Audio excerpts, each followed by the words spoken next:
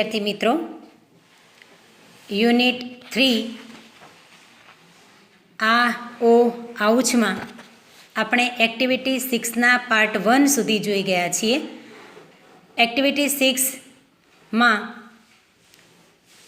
ભૂપેન અને અમિતની જે વાર્તા આપેલી છે એ વાર્તાનો વિડીયો તમને મોકલવામાં આવેલ હતો. કદાચ તમે બધાએ એ ધ્યાનથી નિહાળીને એને સમજવાનો પ્રયત્ન કર્યો હશે. બંને વચ્ચેનો જે વાર્તાલાપ છે એની વાત છે. હવે એના પર આધારિત એક્ટિવિટી 6B થી E સુધીના જે પ્રશ્નોત્તરી આપેલી છે એ આજે આપણે જોવાના છીએ. તો એના માટે સૌપ્રથમ તમારું પાઠ્યપુસ્તક લેજો. એમાં પેજ 32 આપણે ખોલીશું. અહીંયા જુઓ, mark true or false for this sentences. Use T or T for true and F for false. જે વિધાન સાચું છે એટલે કે ટ્રુ છે એમાં પહેલો અક્ષર T લખીશું, અને જે વિધાન ખોટું છે કે ફોલ્સ છે એના માટે આપણે F લખીશું.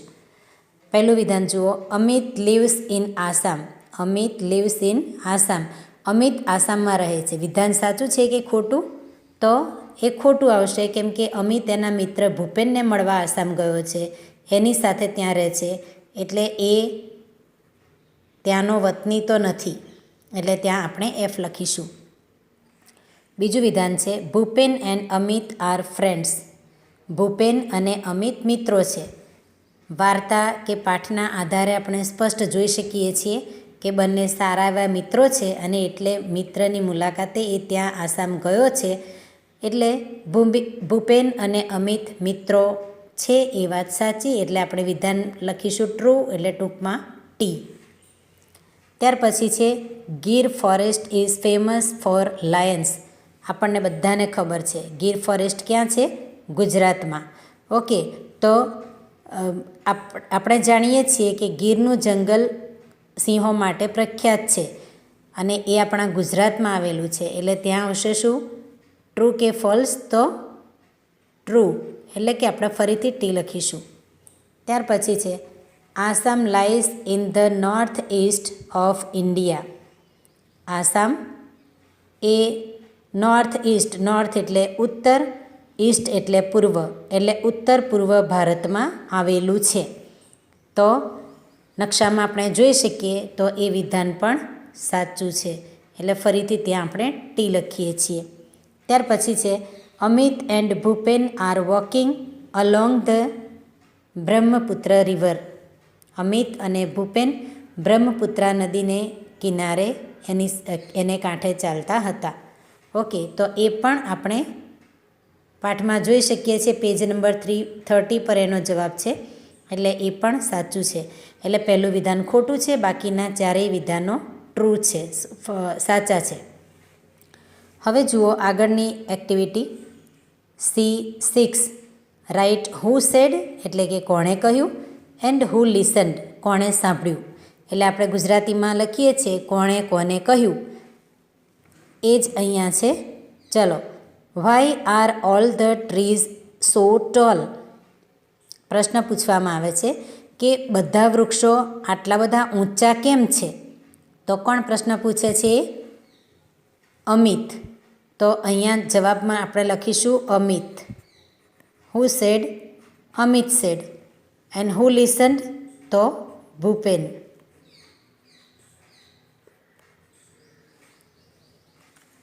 ત્યાર પછી બીજું વિધાન જુઓ, he is going to attack us. He is, અહીંયા એપોસ્ટ્રોફી એસની નિશાની મૂકેલી છે. હી ઇઝનું ટૂંકું રૂપ છે. He is going to attack us, તે આપણા પર હુમલો કરનારો છે. હાથીની વાત કરે છે. હાથી આપણા પર હુમલો કરવા આવી રહ્યો છે એવું કોણ બોલે છે? ભૂપેન. કેમ કે ભૂપેન આસામનો વતની છે, એને ખબર છે કે કેવી રીતે હુમલો કરે, એટલે અહીંયા આવશે ભૂપેન. અને કોણ સાંભળે છે? તો અમિત. પછી ત્રીજું જુઓ, will we C any elephants. હવે ભૂપેનને માટે હાથીઓ જોવા નવાઈની વાત નથી, પણ અમિતને નવાઈ છે એટલે એ પ્રશ્ન કરે છે. એટલે અહીંયા કોણ પૂછે છે? અમિત પૂછે છે કે શું આપણે હાથીઓને જોઈ શકીશું? આપણે હાથીઓ જોઈશું? Amit said and who listened? Bhupen.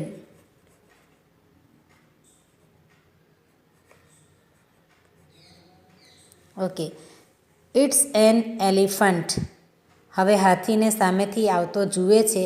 દૂર એક મોટું કદાવર પ્રાણી જેવું એને દેખાય છે. એટલે અમિત ભૂપેનને પૂછે છે. તો ભૂપેન જવાબ આપે છે, Bhupen said and who listened? Amit.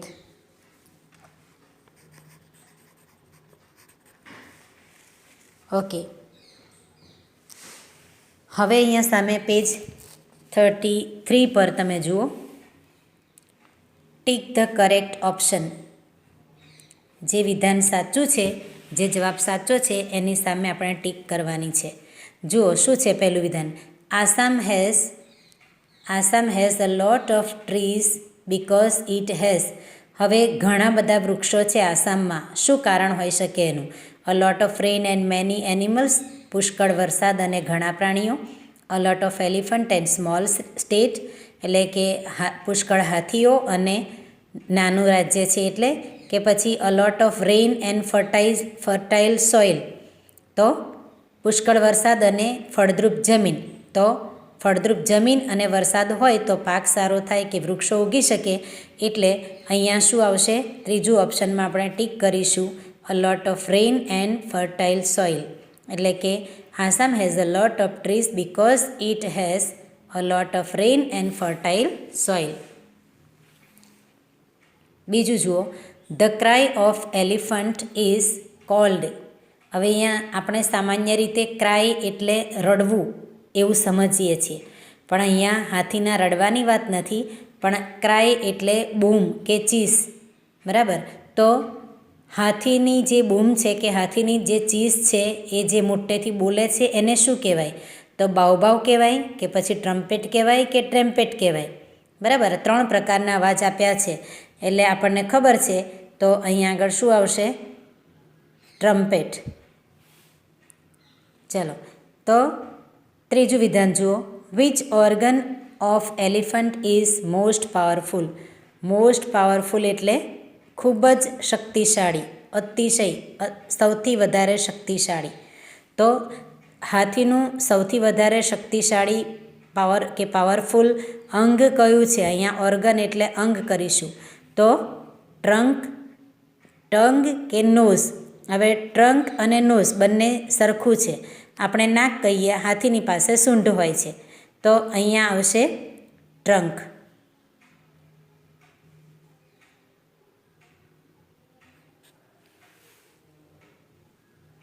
Okay, હવે જુઓ ચોથું વિધાન, ભૂપેન મેડ અ લાઉડ વોઇસ વિથ ખાલી જગ્યા. શાનાથી અવાજ કર્યો? બંદૂક હતી એમની પાસે, અ ગન એટલે કે બંદૂક, કે મોટો ફુગ્ગો એમની પાસે હતો, કે પછી એમની પાસે પેપર બેગ હતી. બરાબર? એમની પાસે બ્રાઉન રંગની પેપર બેગ હતી એવું કહેવામાં આવ્યું છે પાઠમાં. એટલે બંદૂક તો નહોતી, પણ એમણે બચાવ માટે બંદૂક જેવો અવાજ આની બેગ ફોડીને કર્યો. તમે પણ ઘણી વખત રમત કરો છો ને, પ્લાસ્ટિક બેગ ફોડવાની રમત, એના જેવું. ત્યાર પછી છે અમિત લિવ્સ ઇન. હવે અમિત ક્યાં રહે છે? આસામમાં કે ગુજરાતમાં? બેમાંથી એક જગ્યાએ હોય. અહીં તો બંને સાથે તો જવાબ આવે જ નહીં. બરાબર? અને ભૂપેન આસામનો વતની છે, અમિત ગુજરાતનો વતની છે, એટલે હી લિવ્સ ઇન ગુજરાત. હવે જુઓ અહીંયા આપ્યું છે, answer this questions. Which tree leaves are glossy. કયા વૃક્ષના પાંદડા ગ્લોસી હોય છે? આપી શકશો કોઈ જવાબ? તો શાના પાંદડા હોય છે? પાઠની શરૂઆતમાં આપ્યું છે, the leaves of the banana plants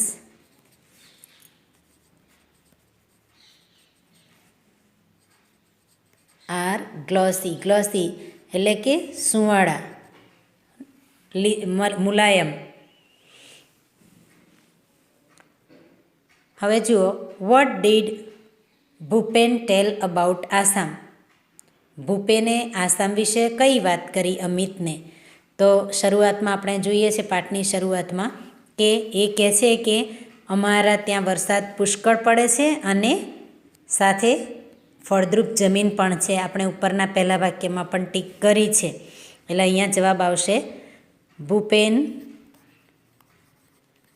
હવે અહીંયા ક્રિયાપદ આપ્યું છે, જુઓ ટેલ. ટેલનું ભૂતકાળ થાય ટોલ્ડ, કેમ કે અહીંયા સહાયકારી ક્રિયાપદ આપ્યું છે. એટલે આપણે ટોલ્ડ પણ લખી શકીએ અથવા તો સેડ પણ કહી શકો. કહ્યું, એણે એના આસામ વિશે શું કહ્યું? તો ભૂપેન ટોલ્ડ ધેટ, કહ્યું કે આસામ શું કરે છે? પુષ્કળ વરસાદ મળે છે આસામમાં. તો આસામ ગેટ્સ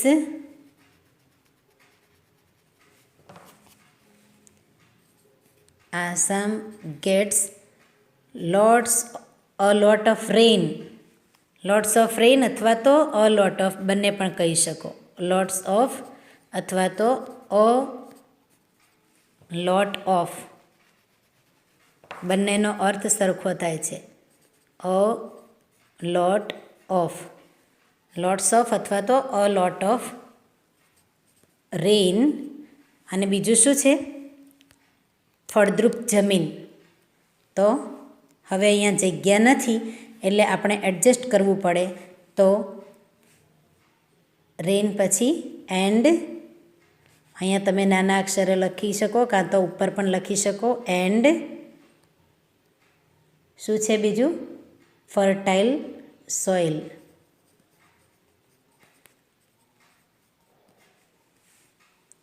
ઓકે, ત્યાર પછી ત્રીજો પ્રશ્ન જુઓ. Amit was excited. અમિત ખૂબ જ ઉત્તેજિત હતો. કેમ? કારણ કે એણે કંઈક સાંભળ્યું, એની ઈચ્છા હતી કે એને હાથી જોવા ના મળે, અને એટલે એ ખુશ થઈ ગયો જ્યારે એણે હાથીનો અવાજ સાંભળ્યો ત્યારે. એટલે હી વોઝ એક્સાઇટેડ બિકોઝ શું થયું? હી હર્ડ, હિયરનું ભૂતકાળ heard. He heard the trumpet of an elephant. એનો જે અવાજ છે, the trumpet of an elephant.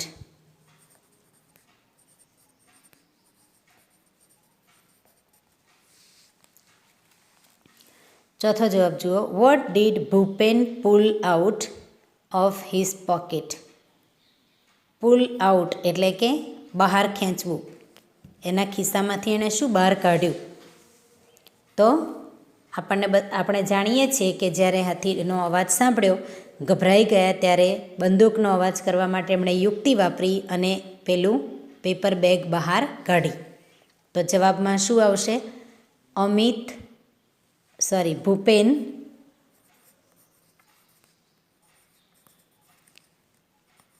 પુલનું ભૂતકાળ થશે પુલ્ડ, ઈડી લાગશે. પુલ્ડ આઉટ, શું બહાર કાઢ્યું? અ બિગ, કેવા રંગની હતી? Brown paper bag from his pocket.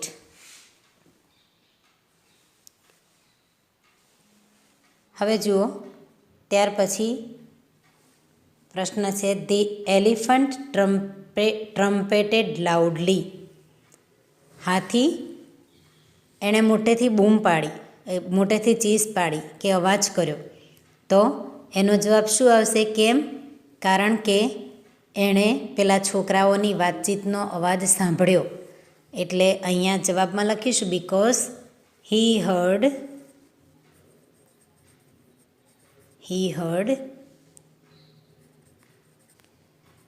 the voice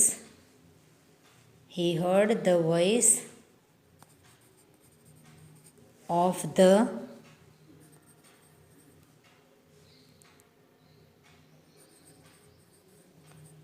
2 boys. 2 છોકરાઓનો અવાજ સાંભળ્યો. એન્ડ ઓલ્સો એને સુગંધ આવી. બરાબર, એમની ગંધ આવી ગઈ કે માણસો છે. સ્મેલ્ડ ધેમ.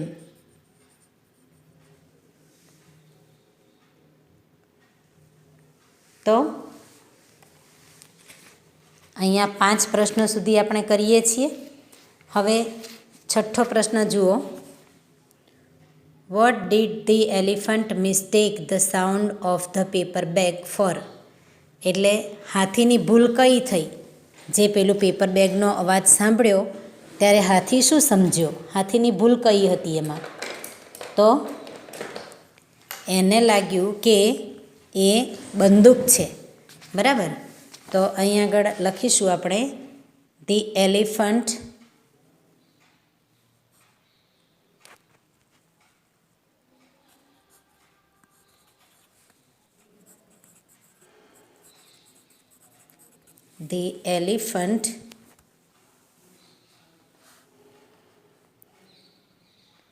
અહીંયા મિસ્ટેક છે. આપણે ટેક તો શીખ્યા છે. ટેકનું ભૂતકાળ જેમ ટૂંક થાય છે એમ મિસ્ટેકનો ભૂતકાળ મિસટૂક થાય. અહીંયા ભૂતકાળનું સહાયકારી ક્રિયાપદ છે એટલે ભૂતકાળનો રૂપ થશે મિસટૂક. તો the elephant mistook the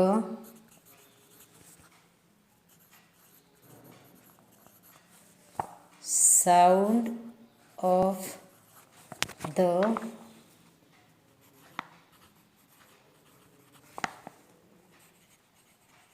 paper bag for a gun.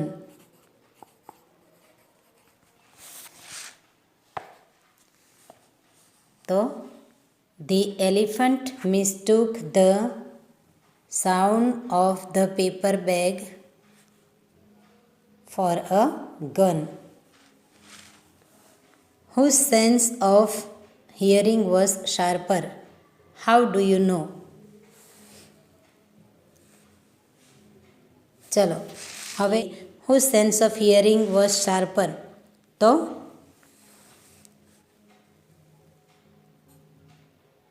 the elephant's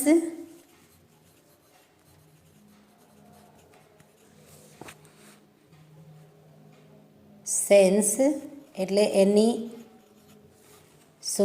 સાંભળવાની જે ઇન્દ્રિય છે એ સૌથી વધારે તીક્ષ્ણ છે. The elephants sense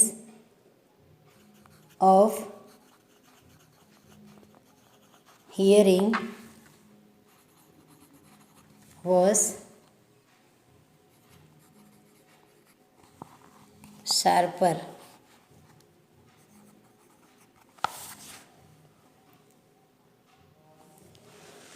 which part, 8મો પ્રશ્ન, 8th question, which part of India is Assam in? તો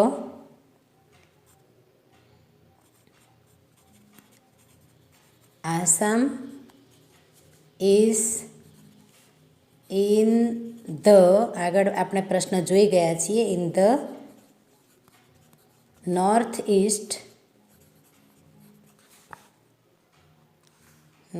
ઇસ્ટ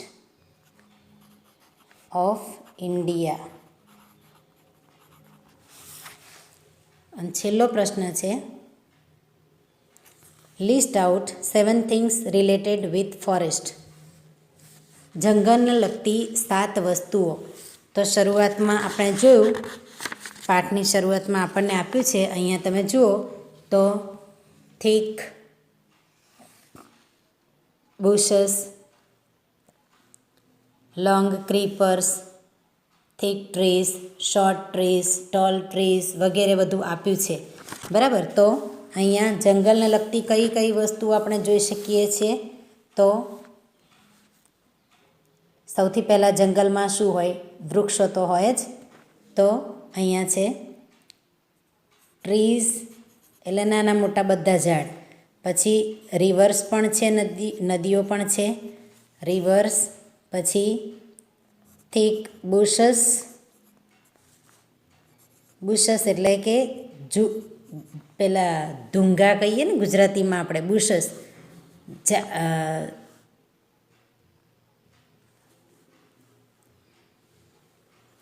ટ્રીઝ, રિવર્સ, પછી થીક બુશસ. બુશસ એટલે પેલા ઝાડવા હોય, ગીચ ઝાડી હોય, ધૂંગા હોય એને કહેવાય. પછી છે લોંગ ક્રીપર્સ. ક્રીપર્સ એટલે આગળ તમને કહું છે, ક્રીપર્સ એટલે વેલાઓ. પછી બીજું શું છે તો જંગલમાં બીજું શું જોવા મળે છે? હાથીને બધું આપણે એમને શું કહીએ છીએ? તો એનિમલ્સ હોય જ. એનિમલ્સ.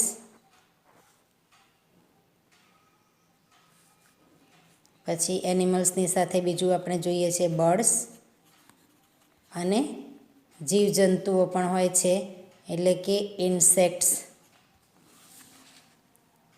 બરાબર. તો આપણે એક્ટિવિટી 6 અહીં પૂરી કરીએ છીએ. જે પ્રશ્નો તમને લખવાના આપેલા છે, ખાસ કરીને પાઠ આધારિત જે પ્રશ્નોના જવાબ છે, 9 પ્રશ્નો છે કુલ, એ તમારે લખીને તૈયાર કરવાના છે. અને જે જવાબ લખો એ સારા અક્ષરે લખજો, જેથી કરીને તમને વાંચવામાં પણ સરળતા રહે અને પરીક્ષામાં સારા માર્ક્સ તમે મેળવી શકો. એટલે આજે આપણે એક્ટિવિટી 6 પૂરી કરીને આવતીકાલ માટે એક્ટિવિટી 7 જોઈશું. ત્યાં સુધી એક્ટિવિટી 7 માટે એક બાબત ધ્યાનમાં રાખજો, એમાં હાથીને લગતી ઘણી બધી નવીનતાઓ કે અજાયબીઓ જોવા મળે છે. ઘણી બધી બાબતો છે જે કદાચ આપણને ખબર ના પણ હોય, અને એ ફકરાની અંદર આપ્યું છે. થોડું વાંચીને તૈયાર કરજો અને આવતીકાલે આપણે એ જોઈશું. Thank you.